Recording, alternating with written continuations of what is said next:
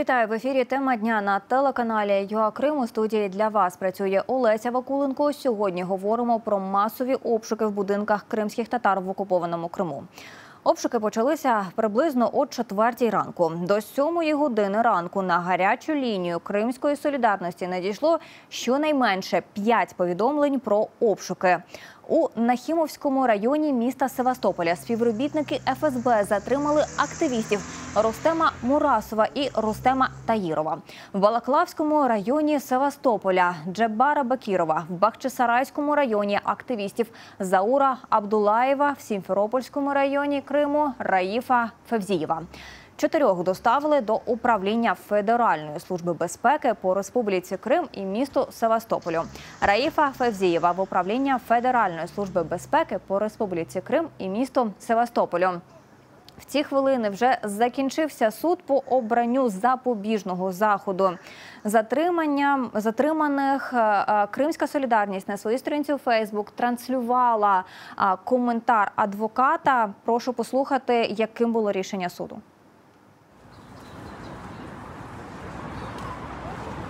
Ассаламу алейкум.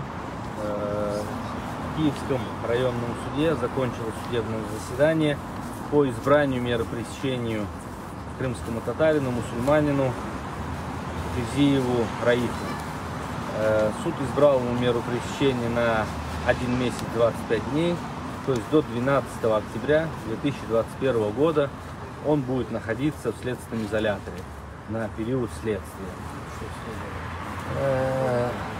В своем выступлении Раиф сказал, что он не является преступником, не является террористом, он ничего противозаконного не совершал, поэтому нет никаких оснований избирать ему меру пресечения. Однако суд, учитывая его двойное гражданство, так как Раиф на суде сказал, что у него имеется украинское гражданство, учитывая все эти данные, что он обвиняется якобы в особо тяжком преступлении, что якобы он может скрыться, может повлиять на скрытого свидетеля, который в своих объяснениях говорит, что он очень сильно опасается за свою жизнь и здоровье, что у Раифа, оказывается, очень много связей, и через криминальные связи он может каким-то образом навредить ему и его семье. С первого дня, с первого часа задержания Раиф ходатайствовал о том, чтобы ему в соответствии с Конституцией Российской Федерации был предоставлен переводчик, так как он желает изъясняться на родном крымско-татарском языке. Однако следователь в этом ходатайстве ему отказал, и Раиф был ограничен при допросе, при предъявлении обвинения и не мог давать показания на своем родном крымско-татарском языке. В суде же мы также заявили аналогичное ходатайство, и суд удовлетворил данное ходатайство. Был приглашен переводчик, которая переводила виступлення Раїфа. Тільки що ми почули адвоката Едема Семедляєва, який вже після рішення окупаційного суду щодо запобіжного заходу Раїфу Февзієву його прокоментував. Раїф Февзієв – один з затриманих після обшуків сьогодні зранку в окупованому Криму. І як проходили самі обшуки, розповіли дружини незаконно затриманих. Вели спокойно, сказать, чтобы ворвались, нет. Зашли, объяснили нам наши права, сказали, как будет проходить обыск. В принципе, детей не пугали, дали возможности одеться и прибрать, немного сесть, успокоиться. Забрали только мужа телефон, остальное все оставили. Забрали, нашли пару книг и литературу, которую сами же подбросили. Подбросили в мои кастрюли, в которых я готовлю. Дома посмотрели все, изъяли телефон его. Мой посмотрели, сказали, ничего там такого как бы нет. Проверили все документы. Пошли везде, все электронные носители проверили. такого. Только крепость мусульманина у нас была, ну, и там 2 брошюрки. Раїф Февзієв, місцевий імам, проводив молебні на підтримку кримських політв'язнів, відвідував судові політично мотивовані процеси. У рамках кримського дитинства проводив колективні молебні серед хлопчиків. Джебар Бекіров – активний учасник флешмобів і протестних акцій проти репресій щодо кримських мусульман. Регулярно відвідував відкриті судові засідання, брав участь в зверненні старшин Бальбекської долини з приводу переслідування людей в Криму за їх релігійні і політичні погляди. Активіст Рустем Мурасов сьогодні о 3-й ночі повернувся з Ростова-на-Дону, куди їздив на оголошення вироку у справі кримських татар алушницької групи Хізбут Тахрір. Брав участь у громадських ініціативах і заходах, систематично відвідував судові процеси по кримінальних справах щодо кримських татар. Заур Абдулаєв активно відвідував судові процеси, колективні молебні, брав участь у громадських кампаніях і ініціативах. Рустем Таїров відвідував судові засідання над кримськими татарами. Колективні молебні організовував передачі в СІЗО-1 міста Сімферополя. Незаконні обшуки в Криму прокоментував і президент України Володимир Зеленський у Твіттер. Він закликав світову спільноту належним чином відреагувати на обшуки та затримання кримських татар в тимчасово окупованому Криму. Російська Федерація знову кричуще порушує права людини в окупованому Криму. Сьогодні вранці у домівках кримських татар відбулися обшуки і затримання. Ці неприпустимі переслідування мають бути негайно припинені, а люди звільнені. Світова спільнота має належним чином відреагувати на порушення. Більше говоримо далі з нашим гостем. Андрій Яковлєв, адвокат Української Гельсінської спілки з прав людини, вже у нас на зв'язку. Добрий вечір. Добрий вечір. Пане Андрію, обшуки і затримання, які сьогодні відбулися в окупованому Криму, як ви їх оцінюєте? Ми їх оцінюємо як системну політику, яку проводить Російська Федерація в двох напрямках. По-перше, це придушення будь-якого опору, а по-друге, це фактично переміщення населення. Чому переміщення активного населення мусульман? Тому що починається все з обшуків. Обшук використовують як тиск, збирають псевдодокази, як зараз було продемонстровано на відео, підкинули літературу, а інколи використовують просто звичайну релігійну літературу, просто дають їй різні оцінки. В подальшому відбувається арешт, спочатку на місяць, потім він продовжується систематично. Причому немає значення якихось обставин, подвійне громадянство або, припустимо, наявність інших там відомостей, як тут прихований свідок. Це все не має значення. Я безпосередньо бачив багато їхніх рішень, де по великому рахунку все повторюється і причини можуть бути різні, а насправді мета одна – домогтися, щоб людина була в умовах тримання під вартою, і потім йдеться суд, і вже безпосередньо на суд переміщуються на територію Російської Федерації. Уже після вироку люди там відбувають покарання. Тому насправді схема така, і ми це розглядаємо як системну політику. Якщо говорити про запобіжні заходи, ми почули адвоката. Одному поки що з затриманих обрали запобіжний захід. Ми відслідковуємо ситуацію. Це було Раїфу Февзієву.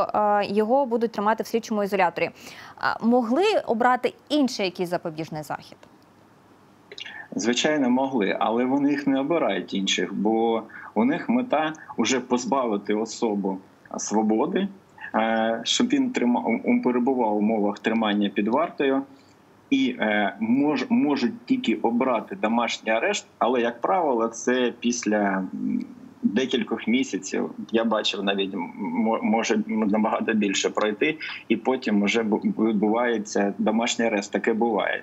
Але вони це навмисно обирають такі суворі, найсуворіші запобіжні заходи, не зважаючи на фактичні обставини. Немає значення фактичні обставини.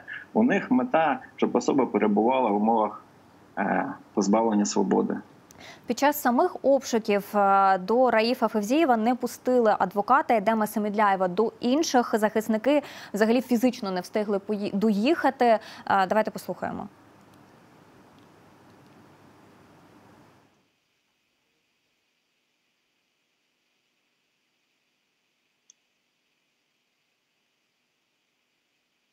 Спробуємо все-таки пустити і послухати Едема Семідляєва, те, що він говорив до судового засідання. Одразу після обшуків він зазначив про те, що він фізично був присутній, але його не пустили. Давайте послухаємо. К сожалению, известно мало. Известно, что провели обыск в доме Раифа. Со слов сына подкинули 2 книги. И на данный момент Раифа самого увезли. Со слов сотрудника проводила ФСБ, инкриминируют статью 205 прим. 5. Участие или организация пока неизвестно. Пане Андрію, повертаючись до розмови, обшуки взагалі наскільки законно і можна проводити без участі і присутності адвоката, якщо він вже фізично є і він готовий бути? Вони взагалі не мають права порушити кримінальну справу, оскільки Крим – це окупована територія, і за Женевською конвенцією 4 там має діяти українське законодавство. Українського законодавства не передбачає такої кримінальної статті, як вони застосовують там 205. Вони інкримінують на участь у Хізбут Тахрір, але на території України ця організація не заборонена. Невідома позиція обвинувачених фактично, яких зараз затримали. Але ми можемо сказати, що обшук в даному випадку не може бути законним в силу хоча б простого такого факту, що Крим – це окупована територія. А які у них підстави, згідно російського законодавства, яке вони застосовують, зараз важко прокоментувати. І за фактом обшуків в окупованому Криму прокуратура Автономної Республіки Крим відкрила кримінальне провадження за статтею порушення недоторканності житла. За вказаним фактом було внесено відомості до єдиного реєстру досудових розслідувань за частиною 2 статті 162 Кримінального кодексу України, а саме порушення недоторканності житла, та за фактом затримання вказаних кримськотатарських активістів було внесено відомості до єдиного реєстру досудових розслідувань за частиною 2 статті 146 Кримінального кодексу України. Це незаконне позбавлення волі. Санкція вказаних статей передбачає позбавлення волі строком до 5 років. Ви вже говорили про те, що повністю незаконні всі дії, які відбуваються в окупованому Криму, бо вони йдуть по російському законодавству. Чому важливо відкривати кримінальні провадження прокуратурою Автономної Республіки Крим вже на території материкової України і фіксувати все це? Вирішується декілька завдань. Одна із головних завдань, оскільки ми говоримо про окуповану територію, у держави є позитивний обов'язок проведення розслідування. І якщо ми говоримо про те, що наших громадян незаконно затримують, позбавляють свободи, то перше, це потрібно задокументувати, потрібно зберегти сліди. По-друге, не виключено, що в системному зв'язку такі окремі ситуації можна розглядати як воєнні злочини.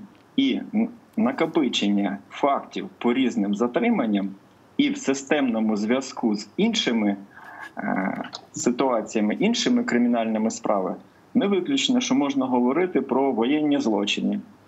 За законодавством України такі злочини розслідуються. І, відповідно, потрібно збирати докази на підтвердження такої кваліфікації. І також хотілося... Крім того, порушення кримінальних справ болісно сприймається, як би не говорили в Криму, оскільки не виключено, наскільки в подальшому може розповсюджуватися українська юрисдикція. І, припустимо, ті ж самі розшуки осіб, яких ми підозрюємо порушення наших громадян. окремо хотілося б запитати, і ви акцентували на тому, що після тримання в слідчому ізоляторі на самі суди і фактично вже утримують незаконно затриманих на території саме Росії, не на території окупованого Криму. А з точки зору юридичному, чому Росії вигідніше так це робити? Чому вона зараз йде саме цим шляхом? За міжнародним законодавством це заборонено робити на окупованій території. Напевно, Росія це провадить такі дії через те, що у них є свій процесуальний кодекс і ієрархічна система судів. І в залежності від підсудності справи розглядають інші суди. В Криму є не всі суди, і тому вони це виправдовують необхідністю розгляду справи, розслідування цієї справи і забезпечення судового розгляду. Оскільки в Криму таких судів немає, то вони їх переміщують. Але ми не вважаємо таку причину виправданою, оскільки вже з окупації відбулося збігло достатньо часу, і така система юстиції могла б вже бути і в Криму. І відповідно вони в порушення законодавства продовжують його порушують і переміщують на територію Російської Федерації. Будемо слідкувати за цією темою надалі. Дякую дуже, що долучилися. Я нагадаю, що у нас на зв'язку був адвокат Андрій Яковлєв. А Міністерство закордонних справ України розцінює дії Російської Федерації. Як вже є коментар, розцінює як переслідування та залякування кримськотатарського народу з метою їхнього витіснення з окупованого півострова. Україна вимагає негайно припинити політичні репресії проти місцевого населення тимчасово окупованого нею півострова. України з прав людини Людмила Денісова закликала міжнародну спільноту відреагувати на неправомірні дії окупаційної влади та посилити тиск на Російську Федерацію задля припинення порушень прав людини на території окупованого Криму. Котре країна-окупант вдається до переслідування та залякування кримських татар. Обшуки у помешканнях громадян України є грубим порушенням міжнародних норм, зокрема статті 5 Конвенції про захист прав людини і основоположних свобод, відповідно до якої кожній людині гарантовано право на особисту недоторканність, та статті 8 Конвенції право на повагу до приватного і сімейного життя. Закликає міжнародну спільноту відреагувати на неправомірні дії окупаційної влади та посилити тиск на Російську Федерацію з метою припинення порушень прав людини на території тимчасово окупованого Криму. Ми продовжуємо тему з нашою наступною гостею на телефонному зв'язку. З нами Гаяна Юксель, член Меджлісу кримськотатарського народу. Добрий вечір. Добрий вечір. Ми почули заяву від МЗС, почули заяви від Людмили Денісової. Якою є оцінка Меджлісу обшуків і затримань, які відбулися сьогодні на території окупованого півострова? Оцінка Меджлісу незмінна. Ця позиція і оцінка була висловлена ще в 2016 році, коли почалися репресії та тиск по відношенню до кримських татар шляхом політичного переслідування. І ми вважаємо, що це депортація, це чергова така депортація. Зараз вона має назву прихованої депортації, але це заходи, які спрямовані на те, щоб місцеве населення, корінний народ Криму, виїжджав з території Криму і щоб там нікого не залишилося з числа кримських татар.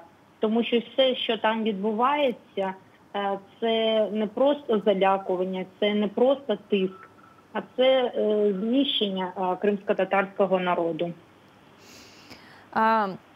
Можливо, у вас є думки, чому саме цих людей було сьогодні затримано? Зокрема, ми говорили, що Рустем Мурасов, він тільки повернувся сьогодні з Ростова-на-Дону, де вчора оголошували вироки так званій Лушницькій групі справі Хізбут Тахрір. Ми про це говорили вчора.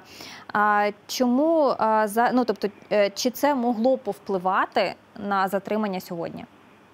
Дивіться. Декілька факторів. По-перше, всі люди, яких сьогодні затримали сьогодні 5 кримських татар, які мешкають в Балаклаві, Севастополі та в Бахчисарайському районі. це всі люди з такою, скажімо, активною громадянською позицією. Ми знаємо, що і Раїф Февзієв, і інші, вони брали участь в акціях спротиву, виходили до судів, вони їздили до Ростова-на-Дону. Це люди, які беруть активну участь в заходах, які там відбуваються, і кримське дитинство, і кримська солідарність. Тобто перший фактор – це людина з активною громадянською позицією, людина, яка не просто мовчить та спостерігає, так, але бере участь в тому, що відбувається, я маю на увазі саме спротиву.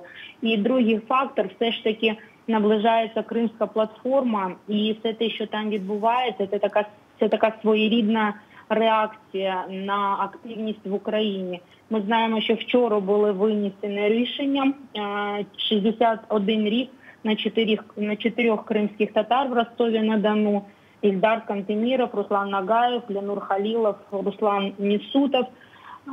Сьогодні чергова акція з обшуками та затриманнями. І все це пов'язано, на жаль. За яким принципом вони відбирають людей? Працює ФСБ, працюють люди, які встановлюють таких персон, да? І от чергова група, на жаль, вона сьогодні була сформована. І я, наскільки знаю, звинувачення в тероризмі, і, скоріше за все, на жаль, ми отримуємо знову групу от з таким же сценарієм, як і попередні. Тобто тривалий термін перебування в СІЗО, потім, скоріше за все, Ростов-на-Дону і воєнний суд. На жаль, знову ж таки, хочу сподіватися, що помиляюся, але досвід свідчить про те, що от за таким сценарієм працюють з кримськими татарами на території. Враховуючи, що ви згадали про Кримську платформу, вона буде 23 серпня, залишилося вже фактично менше тижня до її проведення. Які зараз є очікування? Чи останні ці обшуки, як ви зараз, яку оцінку даєте тому, що може бути потенційно, чого ви ще очікуєте? Ви знаєте, стосовно того, що буде відбуватися в Криму, жодних думок. Коли ми намагаємося з точки зору логіки або якоїсь такої позиції, скажімо, правової позиції, або з точки зору людяності підходити до того, що відбувається в Криму, це просто провальна позиція. Тому що все, що там проводиться, воно поза межами логіки або здравого глузду. Тому як це буде потім в Криму, завтра або післязавтра, сказати важко. Будемо сподіватися на те, що все ж таки ці обшуки і такі затримання, вони припиняться і все ж таки цих кримських татар залишать в покої. Стосовно Кримської платформи, протягом року йде робота. 23 серпня інавгураційний саміт, і ми неодноразово говорили на те, що сподіваємося, що незважаючи на всі моменти, які відбуваються і в Україні, і за межами України, а події розгортаються дуже бурхливо, ви все це знаєте. А ми сподіваємося на те, що Кримська платформа започаткує роботу з деокупації Криму. І Кримська платформа надасть нам можливість для консолідації зусиль державних органів влади, я тут маю на увазі в першу чергу уряд та парламент, парламентський вимір, і з одного боку, і з іншого боку громадянського суспільства. Тому що протягом 7 років ми вже маємо досвід, є певні рішення. І хотілося б ще про третю частину і третю сторону тут сказати про міжнародну спільноту. Велика Британія закликає Росію негайно звільнити незаконно засуджених російським судом у справі Алуштинської групи Хізбут-Тахрір кримських татар. Про це заявила посол Великої Британії в Україні Мелінда Сімонс у Твіттер. Вона написала: політично вмотивовані переслідування кримських татар, що тривають з боку Росії, мають припинитися. Велика Британія закликає Росію негайно звільнити Руслана Нагаєва, Ленура Халілова, Руслана Місутова, Ельдара Кантемірова та всіх українських політв'язнів, наголосила британський дипломат. Якщо говорити про міжнародну підтримку, в тому числі через такі заяви, зокрема Меджліс, чи ви її відчуваєте? Міжнародну підтримку? Звісно, ми відчуваємо міжнародну підтримку. Я то все ж таки мені не надали можливість закінчити свою думку. Я хочу сказати, що протягом 7 років ми маємо певну кількість документів, які створюють основу для деокупації Криму. Я маю на увазі рішення Генеральної асамблеї, і Європарламенту, і ОБСЄ, і ЮНЕСКО, і НАТО. Але процес, скажімо так, деокупація Криму можлива 2 шляхами. Або військовим, він зараз не розглядається, або дипломатичним. І в дипломатичному найбільш ефективним зараз визнаний санкційний шлях.